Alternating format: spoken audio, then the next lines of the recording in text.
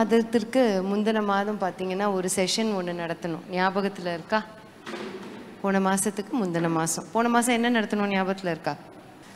அதை தான் ஆக்சுவலாக முதல் கேள்வி அதை தான் கேட்டேன் நான்.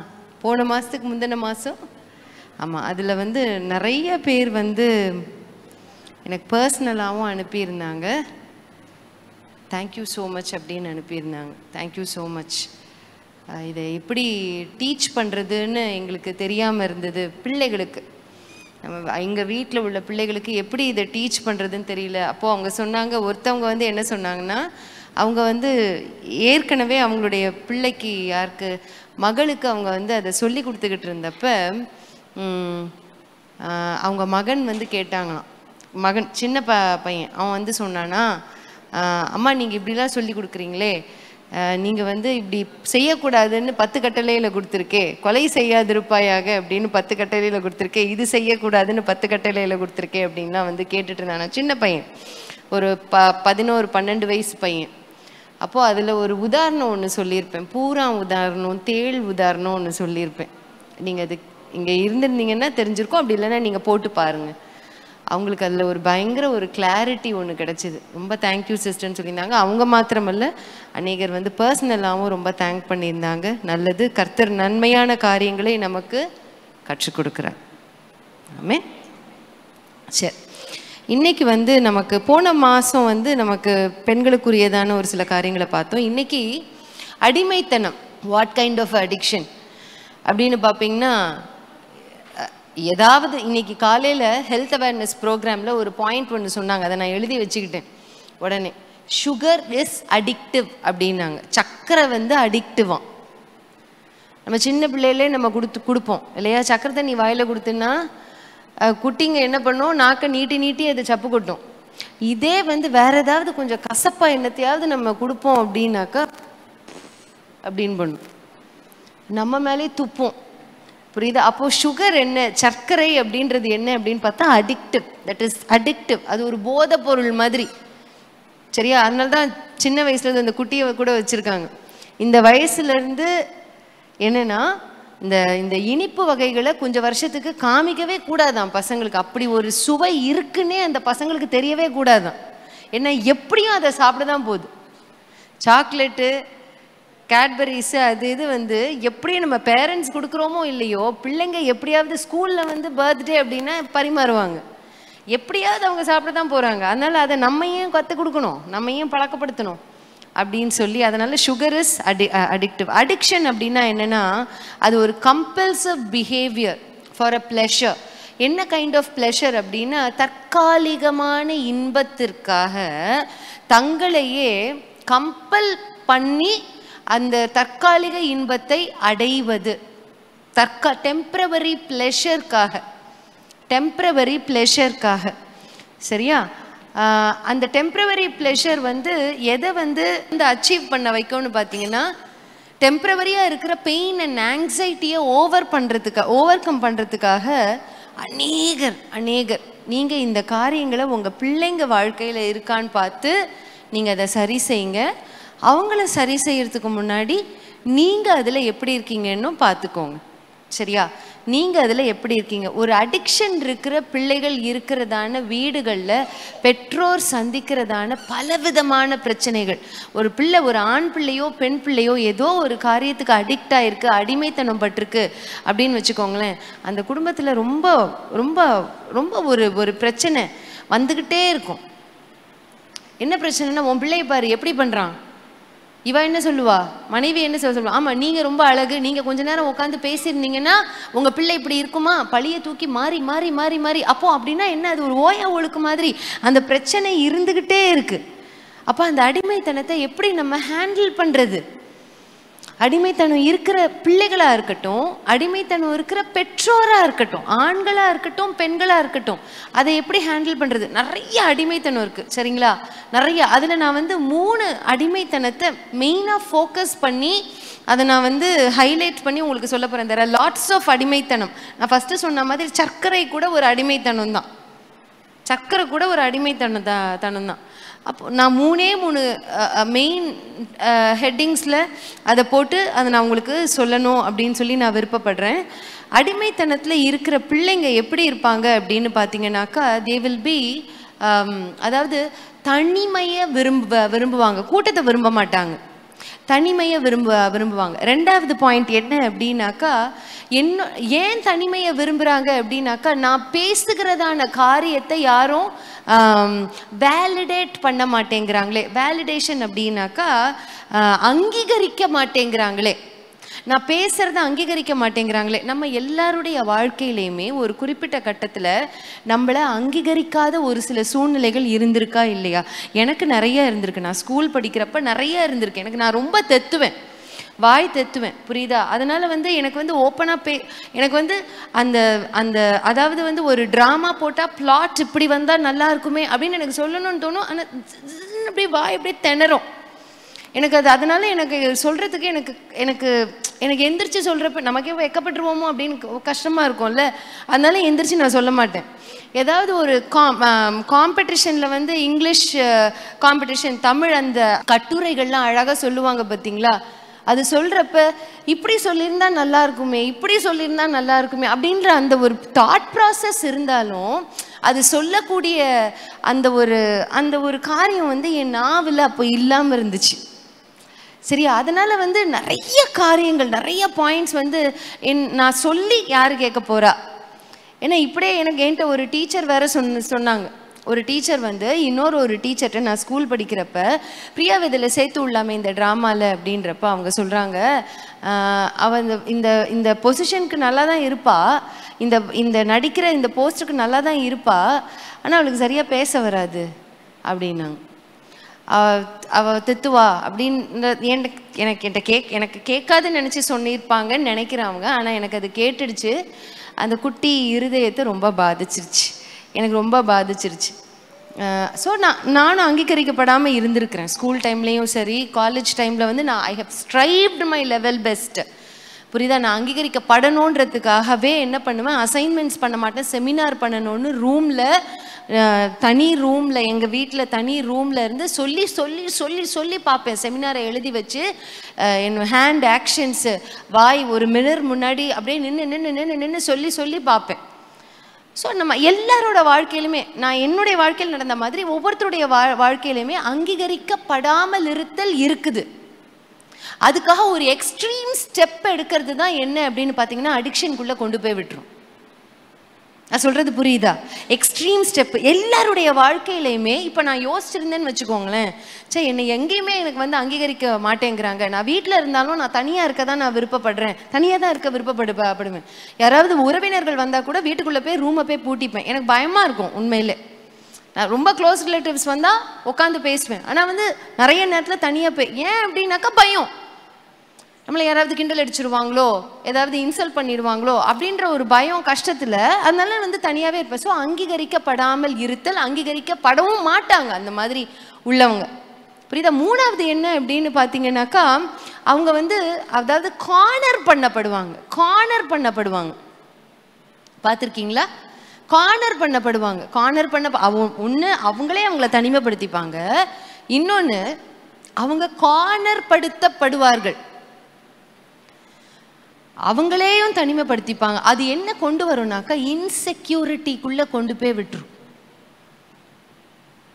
தன்னைத்தானே அங்கீகரிக்காத ஒரு தன்மை, தன்னைத்தானே நாமே முதல்ல செல்ஃப் எஸ்டீம் இருக்கணும், செல்ஃப் லவ் இருக்கணும், புரியுதா? செல்ஃப் ரெஸ்பெக்ட் இருக்கணும். நம்மளை முதல்ல நமக்கு மதிக்க தெரியணும், நம்மளுடைய சாயலை நமக்கு மதிக்க தெரியணும். நான் தேவ சாயல், நான் என்ன மதிக்கிறேன்றது நமக்கு முதல்ல தெரியணும், சரியா? அப்போ நமக்கு என்ன ஆகும் அப்படின்னாக்கா இன்செக்யூரிட்டி வந்துடும். இதெல்லாம் யார்கிட்ட இருக்கும் அப்படின்னா அடிக்ஷனில் இருக்காங்க பார்த்தீங்களா, அவங்கள்ட்ட இருக்கும். அடிக்ஷனில் இருக்கிற இவங்க எல்லார்ட்டையுமே இது இருக்கும். என்னென்ன கைண்ட் ஆஃப் அடிக்ஷன்ஸ் இருக்குது அப்படின்னு பார்த்தீங்கன்னா லைனாக நிறைய கைண்ட் ஆஃப் அடிக்ஷன்ஸ் இருக்குது அன்பு ஜனங்களே. அந்த கைண்ட் ஆஃப் அடிக்ஷன்ஸ் என்னென்னு பார்த்தீங்கன்னாக்கா ஜங்க் ஃபுட்டு, அந்த பிக்சர்ஸ் போட முடியுமாப்பா? ஜங்க் ஃபுட்டு, சிப்ஸு, அது பர்கரு, பீட்சா, அது இதுன்னு போட்டு வெறும் ஜங்க் ஃபுட்டு, ஃப்ரெஞ்ச் ஃப்ரைஸ் அது இது ஒன்ஸ் இன் அ வைல் நம்ம சாப்பிட்லாம். ஆனால் ஒரு சில பேர் பார்த்தீங்கன்னா தின்னுக்கிட்டே இருப்பாங்க. அடிக்ஷனில் இருக்கிறவங்க தே ஓன்ட் மைண்ட் அபவுட் என் உடம்பு எப்படி போனாலும் பரவாயில்ல, குண்டா போனால் பரவாயில்ல, எப்படி போனால் பரவாயில்ல. ஏன் அப்படின்னாக்கா அவங்களே மதிக்கிறது இல்லை. நம்ம எப்போ நம்மளை மதிப்போமோ அப்போ தான் நம்ம எக்ஸசைஸ் பண்ணுவோம், நம்ம உடம்ப நல்லா வச்சுக்கணும்னு நினைப்போம். புரியுதா? நம்ம நல்லா இருக்கணும், நம்ம பார்க்க அழகா இருக்கணும் அப்படின்னு சொல்லி நம்ம எப்போ நினைப்போம் அப்படின்னாக்கா நம்மை நாமே மதிக்கும் பொழுது தான் அதை நம்ம செய்வோமே தவிர்த்து நம்ம மதிக்கலைன்னா நம்மளால செய்ய மாட்டோம், நம்ம செய்ய முடியாது. சரியா? ஜங்க் ஃபுட் அடிக்ஷன், ஜங்க் ஃபுட்ன்றது ஒரு அடிக்ஷன். அடுத்தது சினிமாவா பார்த்துக்கிட்டே இருந்தால் என்ன ஆகும் சொல்லுங்க. சினிமாவா நான் ரட்சிக்கப்பட்ட புதுசில் முதல்ல எனக்கு ஆண்டவர் எனக்கு உள்ளத்துக்குள்ளே நான் நிறைய சினிமா பார்ப்பேன். என்ன சினிமா? ஒரே பிளாக் அண்ட் ஒயிட் சினிமா நிறைய பார்ப்பேன். அட்வென்ச்சர் சினிமா நிறையா பார்ப்பேன். 1991க்கு முன்னாடி உள்ள அந்த பிளாக் அண்ட் ஒயிட் சினிமா நிறையா பார்த்துருக்கேன். அதுக்கப்புறம் நான் பார்த்ததே கிடையாது. 1992க்கு அப்புறம் நான் பார்த்ததே கிடையாது. சரியா? அது எனக்கு ஆண்டவருக்குள்ள உணர்த்தினார். அந்த டைமில் அது உன்னை பாவத்துக்கு நேராக கொண்டு போயிடும், அதை பார்க்காத அப்படின்னு சொல்லி உணர்த்தினார். அதனால் அதை அப்படியே அதை டோட்டலாக அதை நான் விட்டேன். கர்த்தர் கிருபையில் இன்னைக்கு வரைக்கும் என்னை பாதுகாத்துக்கிட்டு வரார். நானும் அதை வெறுக்கிறேன். அதனால் அந்த பக்கமே போகிறதே கிடையாது. சரியா? அப்போது சினிமா அடுத்தது பார்த்தீங்க அப்படின்னாக்கா சீரியல், அடுத்தது சோஷியல் மீடியா, அடல்ட் கான்டென்ட், சின்ன பிள்ளைங்க பார்க்குற அடல்ட் கான்டென்ட். இதுதான் அடல்ட் கான்டென்ட். புரியுதா? எதெல்லாம் பார்க்கக்கூடாது, பிஞ்சிலே முளை விட்டுறோம் அப்படின்னு வாங்க பார்த்தீங்களா? அந்த மாதிரி சின்ன பிள்ளைங்க கையில் நிறைய காரியங்கள் அடல்ட் கான்டென்ட். அப்படி என்ன ஆகும் அப்படின்னா அதுக்குள்ளோடி அவங்க மூளை அப்படியே செலுத்திடுவாங்க. அவங்க மூளை உள்ளே போயிடும். அடுத்தது பார்த்தீங்க அப்படின்னாக்கா சோஷியல் மீடியா கேம்ஸு. சரியா? Social media games. அடுத்தது ஆனிமேன்னு ஒன்று நான் உங்களுக்கு சொல்கிறேன்னா இதில் ஒரு சில காரியங்கள் இருக்குது. ஆனிமே என்கிட்ட ஒரு தாயார் சொன்னாங்க ஒரு 5 years பேக், நம்ம சர்ச்சில் தான். என் பிள்ளை எப்போ பார்த்தாலும் ஆனிமே படம் பார்த்துக்கிட்டே இருக்கா. அதனால் என்ன சிஸ்டர் அப்படின்னு மட்டும் கேட்டுறாதீங்க, ஆனிமே படம் பார்த்துக்கிட்டே இருக்கா. அந்த ஆனிமே பிக்சர் போடுப்பா, அது ரொம்ப பார்க்குறா அப்படின்னு சொல்லி சொன்னாங்க. சரியா? அது ரொம்ப பார்க்குறா அப்படின்னு சொன்னாங்க. அவளுக்கு வயசு அப்போ ஒரு 22 வயசு இருக்கும். ஒரு 2 வருஷம் கழித்து அந்த பிள்ளைக்கு கல்யாணம் ஆச்சு. உங்களுக்கு ஒன்று தெரியுமா? அந்த பிள்ளையால் சகஜமாக அவளோட கணவரோட இருக்க முடியல. திருமணமான பிள்ளை கணவரோட இருக்க முடியல. அவர் கணவர் சொன்ன ஒரு காரியம் என்ன தெரியுமா? எப்போ பார்த்தாலும் இவ ஆனிமே தான்க்கா பார்த்துக்கிட்டு இருக்கா. கல்யாணம் ஆயிடுச்சுங்க. கல்யாணம்னா ஒரு பரஸ்பர அன்பு சாதாரணமாக வருமா வராதா? ஒரு புருஷன் மேலே, புருஷனுக்கு மனைவி மேலே. எப்படி நான் சொல்கிறது கரெக்டு தானே? யதார்த்தமான ஒரு லவ்னு சொல்லுவாங்கல்ல. கல்யாணம் ஆன உடனே நம்முடைய ஆண் என்னுடைய கணவர் அப்படின்னு அவர் மேலே ஒரு அன்பு, அவருக்கு இவ என்னுடைய பெண் என்னுடைய மனைவி அப்படின்னு அவருக்கு அவரோட மனைவி மேலே அன்பு வர்றதும் இயல்பு தானே. அந்த இயல்பை இது துண்டிக்குது. எது? ஆனிமே. இந்த மாதிரி காரியங்கள் இதெல்லாம் நீங்கள் உங்கள் மைண்டில் நோட் பண்ணி வச்சுக்கோங்க. சரியா? அடுத்தது பிடிஎஸ் அப்படின்றது அது ஒரு அடிக்ஷனாக இருக்குது. பிடிஎஸ் எனக்கு நான் இப்போ ரீசன்ட் டேஸில் பிள்ளைங்க சொல்லி நான் கேள்விப்பட்டது, நான் பார்த்ததே கிடையாது. அதில் யார் இருப்பா, எப்படி இருப்பா எனக்கு தெரியவே தெரியாது. நான் அது பார்த்ததில்லை. I have not seen. சரியா? ஆனால் என் மகா அடிக்கடி சொல்லுவா, அம்மா இதில் அடிக்ஷனில் இருக்கிற நிறையா யங்ஸ்டர்ஸ் இருக்காங்கம்மா, இதில் நிறைய பேர் உள்ளே போயிருக்காங்க. அப்படி ஹாரி பாட்டர் கேள்விப்பட்டிருக்கீங்களா? ஹாரி பாட்டர் அது கூட நான் கேள்விப்பட்டிருக்கேன். ரொம்ப அது சினிமா சீரியல் பார்க்குறத டோட்டலாக அந்த வருஷங்கள்லேயே விட்டதுனால நான் அது உள்ளே போய் பார்க்கல. ஆனால் ஹாரி பாட்டர் வந்த டைமில் நிறைய பசங்க உள்ளே போயிட்டாங்க ஹாரி பாட்டருக்குள்ளே. ஹாரி பாட்டர் அடுத்தது பார்த்தீங்க அப்படின்னாக்கா கொரியன் மூவிஸ். இப்போ நிறைய கொரியன் மூவிஸ், கொரியன் பாய்ஸ் வேணும், கொரியன் கேர்ள்ஸ் வேணும், கொரியன் பாய்ஸ் வேணும், கொரியன் கேர்ள். இதெல்லாம் ஏன் தெரியுமா அப்படி வருது? நம்ம நேசிக்க தெரியணும். அந்த நேசிக்கலை அப்படின்னாக்கா தமிழ்நாட்டில் ஆண்கள் எப்படி இருப்பாங்க, தமிழ்நாட்டில் பெண்கள் எப்படி இருப்பாங்க? நம்மளை மாதிரி தான் இருப்பாங்க. கண்ணு கீச்சு பூச்சின்னா இருக்கும் நமக்கெல்லாம், நம்ம கொஞ்சம் முண்டகன் மாதிரி தான் இருக்கும். புரியுதா? எனக்கு சின்னூண்டா வேணும், இத்தினூண்டா வேணும் அப்படின்னா என்ன அர்த்தம்? நம்ம ஊரில் எப்படிப்பா எல்லாரும் இருக்கிறோம்? நம்ம ஊரில் எப்படி இருக்கிறோம் புரியுதா? காஷ்மீரில் வேறு மாதிரி இருப்பாங்க, அமெரிக்கன்ஸ் வேறு மாதிரி இருப்பாங்க, சைனீஸ் வேறு மாதிரி இருப்பாங்க, கொரியன்ஸ் வேறு மாதிரி இருப்பாங்க. நீ நம்மளை ரெஸ்பெக்ட் பண்ண தெரியணும்ல. நம்மளோட இயல்பான சாயலை நமக்கு முதல்ல ரெஸ்பெக்ட் பண்ண தெரியணும்ல. இதெல்லாம் என்ன அப்படின்னு பார்த்தீங்கன்னாக்கா அடிக்ஷன், பயங்கர அடிக்ஷன். எனக்கு என் மகன் சாம் வந்து சின்ன வயசில் 2 வயசில் ஒரு அடிக்ஷன் அவனுக்குள்ளே நான் பார்த்தேன். என்னன்னாக்கா 2 வயசில் என்ன சிஸ்டர் அடிக்ஷன் அப்படின்னு கேட்குறீங்களா? ஆமாம், நான் சொல்கிறேன் கேளுங்க. சின்ன வயசில் வந்து பிள்ளைகள் வந்து பொம்மையை வச்சுலாம் விளையாடும் இல்லை. என் மகனுக்கு என்ன பொம்மை பிடிக்கும்னு பார்த்தீங்கன்னா, நானும் நிறைய பொம்மைலாம் என் பிள்ளைகளுக்கு வாங்கி கொடுத்துருக்கேன். அதில் டைனோசர் பொம்மை ரொம்ப பிடிக்கும், டைனோசர் படம் ரொம்ப பிடிக்கும். நான் வந்து நிறைய இந்த கார்ட்டூனில் இந்த ஜீசஸ் இது சால்ட்டினா பைபிள் பற்றி கற்றுத்தர்றேன் அந்த இது பிக்சர்ஸ் நிறைய போட்டு காமிப்பேன். ப்ரேஸ் வர்ஷிப் நிறைய போட்டு காமிப்பேன். டான்மாயின் சீரீஸ் எப்போவுமே ஓடிக்கிட்டு இருக்கும். அது என் மகனுக்கு குட்டி வயசுலே 1.5 வயசுலேயே ரொம்ப பிடிக்கும். அந்த அனிமல் சீரீஸ் இருக்குது பார்த்தீங்களா, அதுவும் ரொம்ப பிடிக்கும் என் மகனுக்கு. அதில் ஸ்பெசிஃபிக்காக நான் நோட் பண்ணது என்னென்னா, அவனுக்கு டைனோசர்ஸ் ரொம்ப பிடிச்சிருந்தது. டைனோசர்ஸ்ட்டு இவனுக்கு அப்படி என்ன ரொம்ப பிடிக்குது? டான்மாயின் பிடிக்கிற பையனுக்கு டைனோசர்ஸ் ஏண்டா பிடிக்குது? ஏன்னா டான்மாயின் பாட்டு போட்டால் 2 மணி நேரம் 2.5 மணி நேரம் அந்த குட்டியோண்டு காலை இந்த சேரில் நீட்டி உட்காந்துட்டு அப்படியே உட்காந்து பார்த்துட்டு இருப்பான். இப்படி வாயை திறந்துட்டு இப்படி பார்த்துக்கிட்டு இருக்கிற பையனுக்கு ஏன் டைனோசர் பிடிக்குது? டைனோசர்ட்டு அப்படி என்ன பிடிக்குது அப்படின்னு பார்த்தா, வெஜிடேரியன் டைனோசர்ஸ் பிடிக்கல, நான் வெஜிடேரியன் டைனோசர்ஸ் இருக்குது பார்த்தீங்களா, ஒன்று கடிக்குது, கடிச்சு குத்தி கொதறி சண்டை போட்டு அப்படி பண்ணுது பார்த்தீங்களா, அது அவனுக்கு ரொம்ப பிடிச்சிருந்தது. அதை நான் கண்டுபிடிச்சேன். இவன் அதை பார்த்துட்டு என்ன பண்ணுவான், அவன் தங்கச்சி, இவனுக்கு 2 வயசுனா, இவன் 2002 அவள் 2003, அவளுக்கு என்ன வயசு இருக்கும்? 1 வயசு. அது தத்த புத்தன்னு நடந்துக்கிட்டு வரும். நேராக சோஃபாலேருந்து குதிப்பான். யார் மேலே? அவன் மண்டை மேலே குதிப்பான். அவன் கீழே இங்கே இருப்பா, அவன் சோஃபா மேலே ஏறி நான் தான் டீரெக்ஸு டெட்ரிடிக்ஸு அது இதுன்னு என்னென்னமோ வாய்க்கு வந்ததெல்லாம் சொல்லிட்டு மேலேருந்து கீழே குதிப்பான். அவன் மேலே குதிப்பான். இதை நான் நிறைய தடவை நோட் பண்ணேன். என்னடா இது, என்ன இது நம்ம இந்த பொம்மை இந்த ஃபைபரில் வரும் பொம்மை, இது வாங்கி கொடுக்கக்கூடாது. நான் எதுக்கு வாங்கி கொடுக்கணும்னா கற்றுக்கோ கொடுக்கறதுக்கா. இதுதான் லயன், இதுதான் டைகரு, இதுதான் டீரு அப்படின்னு நம்ம வாங்கி கொடுப்போம்ல பேரண்ட்ஸு. அதுக்காக தான் நான் வாங்கி கொடுத்தேன். அதில் டைனோசர் இருந்தது. அந்த 10 அனிமலில் இளவு அந்த டைனோசர் தான் பிடிக்கணுமா? அதுவும் அந்த டைனோசரில் சண்டை போடுற டைனோசர் தான் பிடிக்கணுமா? அதுவும் அந்த சண்டை போடுற டைனோசரில் உன் தங்கச்சி தலை மேலே தான் நீ குதிப்பியா? ஏறி குதிச்சு அந்த ஒரு டைனோசர் இன்னொரு டைனோசர் அடிக்கிறப்ப இப்படி ரத்தம் வரும் பார்த்தீங்களா, அவன் பார்ப்பான், இப்படி பார்ப்பான், பிளட். அப்போ அவன் வந்து அந்த குட்டி பிள்ளை வந்து அது ஏதோ ஒன்று இப்படி அடித்தா பிளட்டு வருது, இப்படி அடித்தா பிளட்டு வரணும் அப்படின்றது அது அவனுக்குள்ளே அது ஒரு அடிக்ஷன் மாதிரி இருந்தது. எனக்கு பயந்துட்டேன். ஐயோ, இது அனிமலே பேரே கற்றுக்கலன்னா கூட பரவாயில்ல, இதை எப்படி நம்ம இந்த பிள்ளைகிட்டேருந்து எடுக்கிறது அப்படின்னு சொல்லிட்டு நான் என்ன பண்ணேன், ஒரு 5 டைனோசர் பொம்மை இருந்தது அப்படின்னாக்கா, ஒரு 4 கார். பொதுவாக ஆம்பளை பசங்களுக்கு கார்கள் ரொம்ப பிடிக்கும், பொம்பளை பசங்களுக்கு சொப்பு சாமான் ரொம்ப பிடிக்கும் தெரியுமா?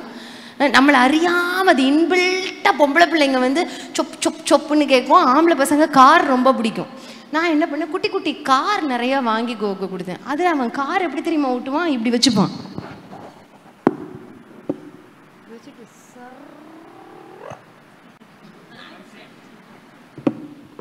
இப்போ பார்த்தா அப்படி தெரியல, அவனை பார்த்தா இப்படிதான் விளையாடுவான். அப்படி இடிச்சு அதே ஃபோர்ஸை கொண்டு போய் நீ ஒரு காரு நான் ஒரு கார், இப்போ நான் ஒன்று இடிக்கிறேன் பாரு, நேராக போய் அதுவே பாம்போல வந்து இப்படி நின்றுக்கிட்டு இருக்கோம். ஒரு ஓரமாக கீழே நின்றுட்டு இருந்தா செவத்தோடு அவளை ஒரு தட்டு இடி. அப்புறம் நான் பார்த்தேன், மகனே குட்டி பையா, அம்மா காருன்னு நினச்சிக்கோ, இப்போ அம்மா மேலே நீ வந்து மோது.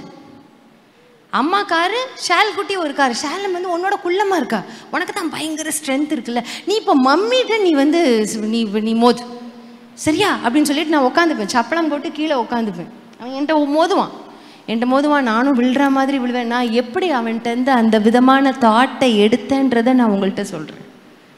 ஆஸ் அ பேரண்ட் எப்படி நான், ஏன்னா அது டிஸ்டர்ப்டு மீ. ஏன்னா அது அவனோட தங்கச்சியை டிஸ்டர்ப் பண்ணுது, இயற்கை சூழ்நிலையை டிஸ்டர்ப் பண்ணுது. நம்ம வந்து இது பிள்ளைங்க தானே, இது விளையாட்டு தானே அப்படின்னு நம்ம எடுத்துக்க முடியாது. இன்றைக்கி இதில் அடிக்ட் ஆகிருக்கிறது நாளைக்கு வேறு மாதிரி ஏதாவது அடிக்ஷனில் போயிடுச்சுன்னா அப்படின்னு நான் யோசிச்சு நான் வந்து இந்த மாதிரி தான் அவனை டிஸ்ட்ராக்ட் பண்ணேன். ஏன்ட்ட நீ மோது அப்படின்னு சொல்லி அப்படி ஒவ்வொரு தடவையும் உட்காந்து அந்த பிள்ளைகிட்ட டைம், ஏகப்பட்ட டைம் ஸ்பெண்ட் பண்ண பாருங்களேன். He forgot dinosaurs, he forgot cars. எனக்கு கார்ஸ் வேணாம், டைனோசர்ஸ் வேணாம், எனக்கு மம்மி போதும். கார்ஸை வேணாம், டைனோசர்ஸும் வேணாம், எனக்கு மம்மி போதும். மம்மி எனக்கு ஸ்டோரி சொல்லுங்கள், மம்மி எனக்கு இது சொல்லுங்கள், மம்மி எனக்கு இது சொல்லுங்கள், மம்மி எனக்கு இது சொல்லுங்கள். ஐ ஸ்டார்டட் டு டைம், அவ்வளோ டைம் பிள்ளைங்கள்ட்ட ஸ்பெண்ட் பண்ணுவேன். ஊழியம் இருக்கும். ஆனால் இப்போ செய்கிறத காட்டிலும் அப்போ ரொம்ப கம்மியாக தான். பிள்ளைங்களோட டைம் ஸ்பெண்ட் பண்ணுறது தான், இன்வெஸ்ட் பண்ணுறது தான், அவ்வளோ தூரம் ஸ்பெண்ட் அப்படி அவன்கிட்டருந்து அந்த குட்டி பிள்ளைகிட்டேருந்து பார்த்தீங்க அப்படின்னாக்கா அந்த அடிக்ஷன், அந்த ஒரு காரியம் போச்சு. இன்னொன்று சொல்லட்டுமா? உங்கள் பிள்ளைகள் இல்லை நீங்கள், உங்கள் ஹஸ்பண்ட் யாராவது அடிக்ட் ஆகிருப்பாங்க, இல்லை உங்கள் ஒய்ஃப் யாராவது அடிக்ட் ஆகிருப்பாங்கன்னா உங்கள் பிள்ளைய வெளியே எக்ஸ்போஸ் பண்ணிடாதீங்க. நான் சொல்கிறது புரியுதா? எக்ஸ்போஸ் பண்ணிடாதீங்கன்னா எல்லார்ட்டையும் போய் சொல்லிடாதீங்க. அவனுக்கு கொஞ்சம் அட்வைஸ் பண்ணுங்களேன். அவன் எப்படி இருக்கான், ஃபோன்லேயே மூழ்கி கிடக்கிறான் பாருங்களேன். எப்போ பார்த்தாலும் இந்த பிடிஎஸ்ஸே பார்த்துக்கிட்டு இருக்கான் பாருங்களேன், ஆனிமையே பார்த்துக்கிட்டு இருக்காங்க. அப்படி மட்டும் தயவு செஞ்சு பண்ணிடாதீங்க. ஏன்னா அது கிணறு வெட்ட பூதம் கிளம்புன மாதிரி ஆகிடும். நீங்கள் ஏதோ வேறு ஏதோ ஒரு காரியத்துக்காக அட்வைஸ் பண்ணுன்னு சொல்லுவீங்க. வேறு வெளியே உள்ள ஆட்கள் வந்து அட்வைஸ் பண்ணுறப்ப உங்கள் பிரச்சனையை நீங்கள் வெளியே உள்ள நபரை வச்சு நீங்கள் சால்வ் பண்ணணும் அப்படின்னு நினைப்பீங்கன்னா உங்கள் பிரச்சனைக்கு சால்வேஷன் கிடையாது. பிரச்சனை மேலே ஏறிக்கிட்டே போகும். எல்லார்ட்டையும் உங்கள் பிள்ளைகளை எக்ஸ்போஸ் பண்ணாதீங்க. டு கான்ஃபிடென்ஷியல் பீப்புள், யார் உங்கள் பிள்ளைகளை பற்றி வெளியே சொல்லவே மாட்டாங்க, அந்த பிள்ளைகளுக்காக ஊக்கமாக ஜெபிப்பாங்க, அவங்கள்ட்ட நீங்கள் சொன்னீங்கன்னா அவங்க பர்சனல் இன்ட்ரெஸ்ட் எடுத்து அவங்களுக்கு அந்த பிள்ளைகளுக்கு சொல்லி கொடுப்பாங்க. வேறு யார்கிட்டையுமே சொல்லாதீங்க. அந்த பிள்ளையோட வாழ்க்கை கழுத தேஞ்சு கட்டெரும்பான மாதிரி ஆகிடும். ஒரு பேரண்டாலே டீல் பண்ண முடியலைன்னா வெளியே உள்ள ஆட்கள் வந்து எப்படிங்க டீல் பண்ணுவாங்க? நம்ம வயிற்றில் பிறந்த நம்ம பிள்ளைகளை நம்மளால் டீல் பண்ண முடியலன்னா எப்படி வெளியே உள்ள ஆட்கள் டீல் பண்ணுவாங்க? It's not possible. டீல் பண்ண முடியாது.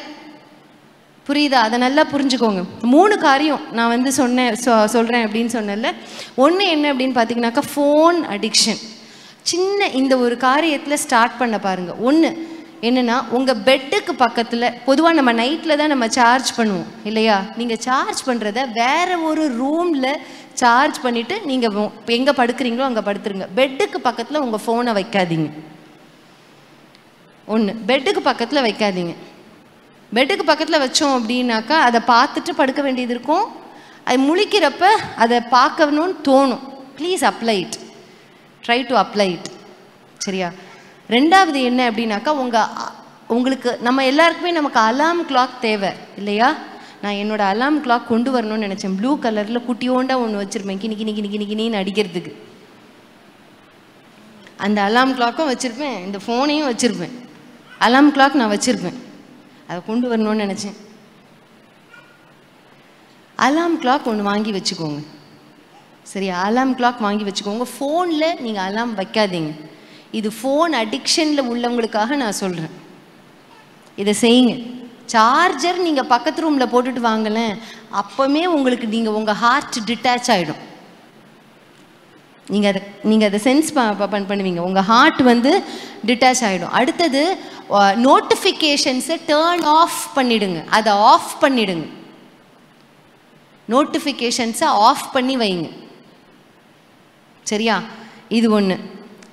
அடுத்தது பார்த்தீங்க அப்படின்னாக்கா, இந்த ஒரு பாயிண்ட் ஒன்று ஒரு ஒரு ஒரு காமெண்ட்ரியில் ஒன்று போட்டிருந்தாங்க. உங்கள் ஃபோனை பேகுக்குள்ளே போட்டுக்கோங்க. நீங்கள் சும்மா இருக்கிறப்ப பேகுக்குள்ளே, நம்ம பேகு நம்ம எப்போவுமே வச்சுருக்க மாட்டோம் அப்படின்னு சொல்லி சொன்னாங்க. இன்னும் ஒரு சில டிசிப்ளின்ஸ் நான் எங்கள் வீட்டில் பாஸ்டர் என் கணவர் சொல்லி ஃபாலோ பண்ணுறது என்னென்னா, சாப்பிட்ற டைனிங் டேபிளுக்கு ஃபோன் வரக்கூடாது. அதனால நாங்கள் ஃபோன் கொண்டு வர மாட்டோம்.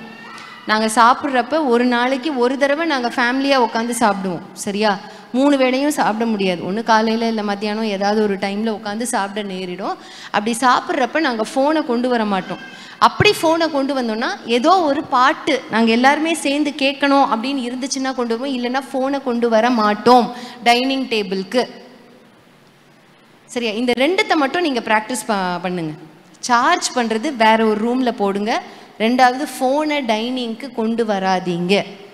3வது ஒரு பாயிண்ட்டு, உங்கள் ரூமுக்கு உங்கள் ஹஸ்பண்டோ உங்கள் ஒய்ஃபோ வர்றப்போ உங்கள் ஃபோனை ஆஃப் பண்ணிவிட்டு அவங்க மேலே அட்டென்ஷனை நீங்கள் செலுத்துங்க. புரியுதா? அவங்கள காட்டிலும் கையில் வச்சிருக்கிற ஃபோன் பெருசு கிடையாது. அப்படிதானே? ஒய்ஃபை காட்டிலும் ஃபோன் பெருசு கிடையாது. ஆண்கள் மட்டும் எஸ் சொல்லுங்க. ஓகே ஓகே, எங்க பரலோகத்தில் அமைதி உண்டாகிட்டோ பயந்துட்டேன். சரியா? அதனால இது ஃபோனுக்குரியது. அடுத்தது சுய புணர்வு. சுய புணர்வு இது வந்து எனக்கு ஒரு நபர் சொன்னாங்க. சுய புணர்வு இதுலேருந்து எப்படி ரிலீஃப் ஆகிறது, வெளியே வர்றது அப்படின்னு பார்த்தீங்கன்னா, first you should know that you are sinning. நீ பாவம் செய்கிறேன்னு உனக்கு தெரியணும். நான் தப்பு பண்ணுறேன், இந்த ஆலயத்தை நான் கெடுக்கிறேன் அப்படின்றது தெரியணும் முதல்ல. 2வது என்னன்னா, இப்போ இதிலிருந்து நான் விடுதலை ஆகணும் அப்படின்னாக்கா, இந்த பாவத்தில் ஈடுபட்டிருக்கிற நேரத்தில் வேற என்னத்தை அந்த இடத்துல வைக்கிறது. இப்போ பாவத்துலேருந்து வெளியே வந்துடும். இப்போ நம்ம டாஸ்மாக் இல்லாத தமிழகம் ஜெபிக்கிறோம். டாஸ்மாக் போயிடுச்சு அப்படின்னாக்கா அந்த ஆண்கள் அந்த நேரத்தில் என்ன பண்ணுவாங்க? அதையும் சேர்த்து தான் நம்ம ஜெபிக்கணும். குடிக்கிற நேரத்தில் அவங்க என்ன பண்ணுவாங்க? ஏதாவது கிரியேட்டிவாக அவங்க யோசிக்கணும். ஆண்டவரே, மறுபடியும் போய் குடியில் போய் விழுந்துடக்கூடாது ஆண்டவரே, நம்ம ஜெபிக்கணும். இந்த 2ம் சைட் பை சைடு. சரியா? இந்த கெட்ட பழக்கம் போகிறப்ப இந்த கெட்ட பழக்கத்தை ஃபில்லப் பண்ணுறதுக்கு நான் என்ன செய்ய போகிறேன், அதை உள்ள வைக்கணும். சரியா? 3வது ரொம்ப ஒரு அழகான ஒரு பாயிண்ட் ஒன்று சொன்னாப்புல. என்ன அப்படின்னாக்கா, இந்த கெட்ட பழக்கத்துலேருந்து விடுதலை ஆகுறாங்க. ஃபார் எக்ஸாம்பிள் பார்த்தீங்க அப்படின்னாக்கா, இப்போ இன்னைக்கு என்ன டேட் ஆச்சு? 17. சரியா? இப்போ நவம்பர் 1 அந்த கெட்ட பழக்கத்தை இந்த நபர் விடுறாங்க அப்படின்னு வச்சுக்கோங்களேன். நவம்பர் 1 நவம்பர் 17 வரைக்கும் நான் கீப் அப் பண்ணிட்டேன்ப்பா அப்படின்னு யோசிக்கக்கூடாதான். இத்தனை நாள் நான் ஸ்டடியாக இருந்துட்டேன்ப்பான்னு யோசிக்கக்கூடாதான். It is a lifelong process. It is a lifelong process. It has to be worked out every day. எல்லா நாளும் இது ஒர்க் அவுட் பண்ணி ஆகணும். எப்படி மேரிட்டல் லைஃப் ஒர்க் பண்ணுறோமோ, புரியுதா? எப்படி நம்ம மேக்ஸ் ப்ராப்ளம்ஸ் வரலன்னா ஒர்க் பண்ணுறோமோ, ஒரு கெட்ட பழக்கம் நம்ம கிட்ட வராமல் இருக்கிறதுக்கு லைஃப் லாங் நம்ம ஒர்க் பண்ணணும். 17 நாள் நான் இதுலேருந்து தள்ளி இருந்துட்டேன், 30 நாள் தள்ளி இருந்துட்டேன் அப்படின்னு சொல்லக்கூடாதான். அப்படி சொன்னோம் அப்படின்னாக்கா அடுத்த நாளே விழுந்துருவாங்களாம். இந்த பாயிண்ட்டை இது எனக்கு ரொம்ப வித்தியாசமாக இருந்தது. இந்த பாயிண்ட் ரொம்ப வித்தியாசமாக இருந்தது. சரியா? கடைசியாக என்ன, ஃபஸ்ட்டு நான் ஃபோன் பற்றி சொன்னேன், அடுத்தது மாஸ்டர்பேஷன் சுய இன்பம் பற்றி சொன்னேன், அடுத்தது போனோகிராஃபி.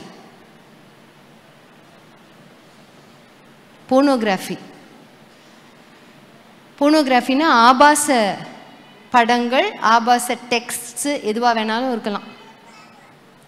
போனோகிராஃபிஸ் இதில் நிறைய சின்ன பிள்ளைங்க கூட இப்போல்லாம் மாட்டிக்கிறாங்க. அவங்க நான் ஒரு 4-5 காமெண்ட்ரி, அதுக்கப்புறம் 4-5 இன்டர்வியூஸ் நான் பார்த்துக்கிட்டு இருந்தேன். அதில் எனக்கு 2 இன்டர்வியூ பார்த்தீங்கன்னா இட் காட் மை அட்டென்ஷன். அந்த இன்டர்வியூவில் பார்த்தீங்கன்னா அந்த ஒரு நபர், ஒரு ஆண், சரியா, அந்த நபர் சொல்கிறாரு என்னன்னா, அவர் நல்ல கிறிஸ்துவ குடும்பத்தில், நம்மளை மாதிரி நல்ல கிறிஸ்துவ குடும்பத்தில், நல்ல தாய் தகப்பனுக்கு, நல்ல சகோதர சகோதரிகளோடு பிறந்து வளர்ந்து வர்ற, நல்ல கிறிஸ்துவை ஃபாலோ பண்ணுற நல்ல ஒரு நபர், நல்ல குடும்பத்தில் பிறந்த நபர். அவங்க ஒரு யுக்ரைன் நாட்டிலேருந்து யூஎஸ்க்கு வர்றாங்க. சரியா? யுக்ரைன்லேருந்து யூஎஸ்க்கு வர்றாங்க. நான் ஃபாலோ பண்ண போகிறேன் அப்படின்றாவா, வேற ஒன்றும் இல்லை, எனக்கு ரொம்ப பிடிச்சிருக்கு அப்படின்ற, அதனால தான் அடிக்கடி கத்துறான் அந்த பிள்ளை, வேற ஒன்றும் இல்லை.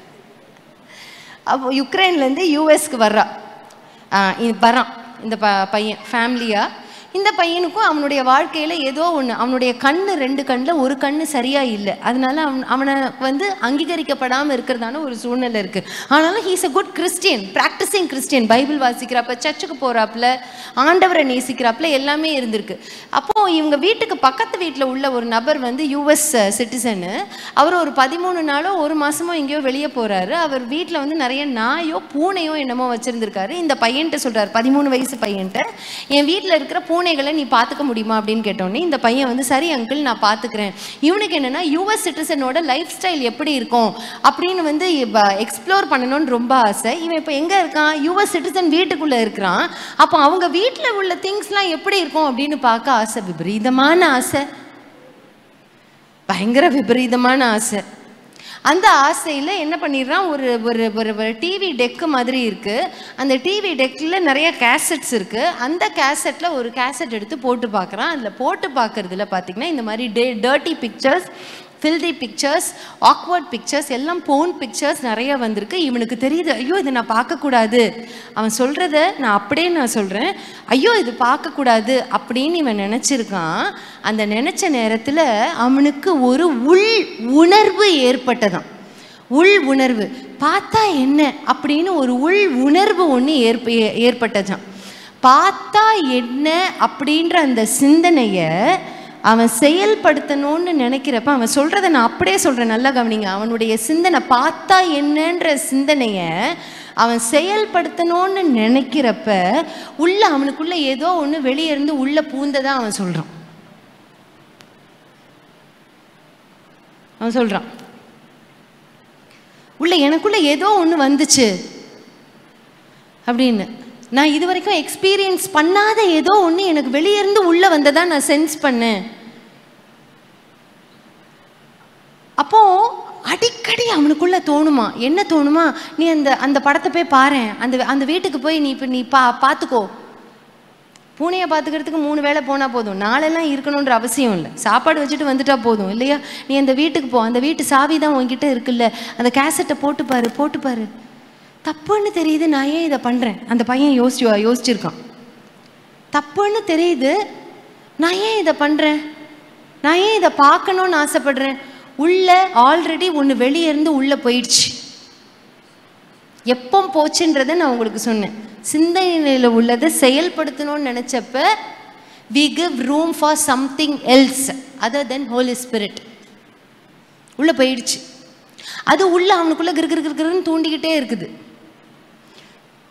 நான் ஃபஸ்ட்டே சொன்னேன், அவன் நல்லா பைபிள் வாசித்து நல்லா இருக்கிற பையன். அவனுக்கு ரோமன்ஸ் 6 நல்லா தெரியும். க்ரூசிஃபை ஆஃப் ஃப்ளெஷ், உன்னுடைய மாம்சத்தை நீ என்ன பண்ணு, க்ரூசிஃபை பண்ணணும், அதெல்லாம் அவனுக்கு நல்லா தெரிஞ்சிருக்கான். அவன் என்ன பண்ணியிருக்கான், நான் ஃபாஸ்ட் பண்ணி ஜெபம் பண்ண போகிறேன், I want to get rid of it, இதுலேருந்து நான் வெளியே வரணும்னு நினைக்கிறதே ஒரு பெரிய விஷயம். அந்த வயசில் ஒரு 13-15 வயசில் கெட்ட பழக்கத்துலேருந்து வெளியே வரணும்னு நினைக்கிறதே பெரிய விஷயம். இவனுக்கு அது தோணியிருக்கு. நான் வந்து ஃபாஸ்ட் பண்ணி நான் ஜெபம் பண்ண போகிறேன், நான் ரொம்ப தப்பு பண்ணிக்கிட்டே போயிடுவேன். அவன் சொல்கிறான், நான் வந்து 20 days ஃபாஸ்ட் பண்ணல, 40 days ஃபாஸ்ட் பண்ணல, 2 months ஃபாஸ்ட் பண்ணேன்றான். 2 months ஃபாஸ்ட் பண்ணியிருக்கான். Prayer and fasting 2 months fast பண்ணியிருக்கான். தேவராஜனுமே ஃபாஸ்ட் பண்ணி அவர் சொல்கிறாரு, என்கிட்ட அந்த தாட் வந்து நான் நினச்ச அளவுக்கு போகலை அப்படின்றார். நான் என்னன்றதை நான் உங்களுக்கு சொல்கிறேன் சரியா? நான் நினச்ச அளவுக்கு நான் இதில் வந்து விக்ட்ரி வந்துடும் அப்படின்னு நினச்சேன். நான் ஃபாஸ்டிங்கில் விக்ட்ரி வந்துடும் அப்படின்னு நினச்சேன். ஆனால் வந்து எனக்கு அதில் வந்து அது வந்து எனக்கு விக்ட்ரியை கொண்டு வரல. ஓரளவுக்கு தான் பார்ஷியல் விக்ட்ரி, அதாவது ஒரு பகுதியாக தான் வெற்றி கிடைச்சிது, முழுமையான ஒரு வெற்றி எனக்கு கிடைக்கல. அப்போ நான் என்ன ஃபீல் பண்ணேன், ஐயோ நான் தோற்று போகிறேன், நான் ஒரு கிறிஸ்டியன், நான் பண்ணுறது தப்புன்னு தெரிஞ்சு அதுக்கு நான் ஒரு ரெமெடி ஃபாலோ பண்ணியும் எனக்கு அது வந்து எனக்கு அது சரியாக மாட்டேங்குதுன்ற ஒரு பயம் என்னை பிடிச்சிருச்சு. அப்போ என்னை யார் தான் காப்பாற்றுவா?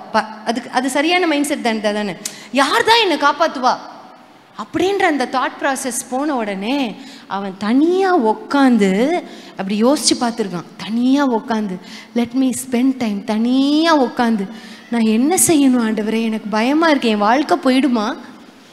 வாழ்க்கை போயிடுமா அப்படின்னு தனியாக உட்காந்து யோசிச்சு பார்த்துருக்கான். அப்போ ஆண்டவர் ஒன்று வெளிப்படுத்தினாராம். க்ரூசிஃபிகேஷன் ஆஃப் ஃப்ளெஷ் இல்லைம்மா, உனக்கு டெலிவரன்ஸ் தேவை, உனக்கு டெலிவரன்ஸ் தேவை. நீ என்னதான் வந்து உன்னுடைய மாம்சத்தை சாவடிக்கிறேன்னு நீ உபவாசம் இருந்து சாவடிச்சாலும், ஃபாஸ்டிங் இருக்கிற நேரத்தில் நீ தப்பிச்சிடலாம், இருந்து கொஞ்ச நாள் தப்பிச்சிடலாம். டெலிவரன்ஸ் இல்லாத பட்சத்தில் உன்னால் தப்பிக்க முடியாது. உனக்கு டெலிவரன்ஸ் வேணும், அதிலிருந்து பூரண விடுதலை வேணும். அப்போ இவன் அப்படியே கேட்டானா, நான் அப்போ என்ன செய்யணும், நான் என்ன செய்யணும், எனக்கு சொல்லித்தாங்க அப்படின்னா. அப்படியே முட்டி போட்டதுக்கப்புறம் 3 R நீங்கள் அதை நோட் பண்ணிக்கோங்க, சரியா? First ரினவுன்சிங் it. ரினவுன்சிங் அப்படின்னா கன்ஃபெஸ் பண்ணுறது. புரியுதா? உட்காந்து பொறுமையாக, இட் வில் டேக் டைம் எடுக்கோங்க. இதெல்லாம் வந்து 1 நிமிஷம் 5 நிமிஷத்தில் நடக்கிற காரியம் கிடையாது, டைம் எடுக்கும். நீங்கள் தனியாக உட்காந்து செய்ய வேண்டிய காரியம். தனியாக உட்காந்து ஆண்டவர்கிட்ட ரினவுன்ஸ் பண்ணுறது. புரியுதா? ரினவுன்ஸ் கன்ஃபெஸ் பண்ணுறது. அடுத்தது ரிப்பென்ட். ஃபஸ்ட்டு ரினவுன்ஸ்னா பிராக்கெட்டில் கன்ஃபெஷன் போட்டுக்கோங்க. அடுத்தது ரிப்பென்ட்னா நீதிமொழிகள் 28 13வது வசனத்தில் ஒரு வார்த்தை ஒன்று இப்போ போட்டுக்கோங்க. தன் பாவத்தை மறைக்கிறவன் வாழ்வடைய மாட்டான், அவைகளை அறிக்கை செய்து ஒரு வார்த்தை விட்டு விடுகிறவனோ, அதுதான் ரிப்பென்டன்ஸ். கன்ஃபெஷன்னா என்ன? நான் தப்பு பண்ணிட்டேன் அப்படின்னு சொல்கிறது கன்ஃபெஷன். ரிப்பென்டன்ஸ் அப்படின்னா என்ன அப்படின்னு பார்த்தீங்கன்னாக்கா, இது தப்பு மாத்திரம் இல்லை, இந்த தப்பை நான் விட்டுடுறேன். வாயளவில் இல்லை, உங்கள் ரத்தத்துக்குள்ளே நாடி நரம்பு எல்லாத்துக்குள்ளே போகணுன்னா யூ ஹாவ் டு ஸ்பெண்ட் டைம்ன்றார் அவர். அந்த பையன், நீங்கள் ரொம்ப நேரம் உட்காந்துருக்கணும், அப்படியே குவைட்டாக உட்காந்துருக்கணும். நான் பயத்தில் நான் ஆண்டவர்கிட்ட சொன்னேன், ஆண்டவரே இந்த தப்பை நான் செய்ய மாட்டேன். நல்லா கவனிங்க, இந்த ரிப்பென்டன்ஸ், இந்த 2வது பாயிண்ட் வருது பார்த்தீங்களா? ஃபஸ்ட்டு ரினவுன்சிங், தன் பாவத்தை அறிக்கையிடுதல், புரியுதா? அடுத்தது என்னென்னா அதை விட்டு விடுதல், அது நான் மறுபடியும் செய்ய மாட்டேன். அதுதான் என்ன? ரிப்பென்டன்ஸ். அந்த ரிப்பென்டன்ஸ் நடக்கிறப்ப அந்த பையன் சொல்கிறான், நம்முடைய மாம்சம் பலன் அடையுமா, அப்புறம் வெளியே இருந்து உள்ள ஒன்று போச்சல்ல அது வீக் ஆகுமா, அதை உணர முடியும்ன்றான். எனக்கு அது ரொம்ப ஆச்சரியமாக இருந்தது. நீங்கள் அதை சென்ஸ் பண்ணுவீங்க. போன் அடிக்ஷனில் இருந்தீங்க அப்படின்னா கண்டிப்பாக இந்த 2வது பாயிண்டில் அப்படியே உட்காந்து மெடிடேட் பண்ணுறப்ப, அதை சொல்கிறப்ப, கண்ணீரோடு சொல்கிறப்ப உங்களோட ஃப்ளெஷ் வந்து ஸ்ட்ரென்தன் ஆகுமா. வெளியே இருந்து உள்ளே போன ஆவி அப்படியே வீக் ஆகிறது தெரியுமா. அது வீக் ஆன உடனே 3வது பாயிண்ட் ரெபியூக் பண்ணணுமா. அப்பாலே போ சாத்தானே, நாயே எச்சி பிசாசே வெளியே போ அப்படின்னு சொல்லி அதை விரட்டணுமா.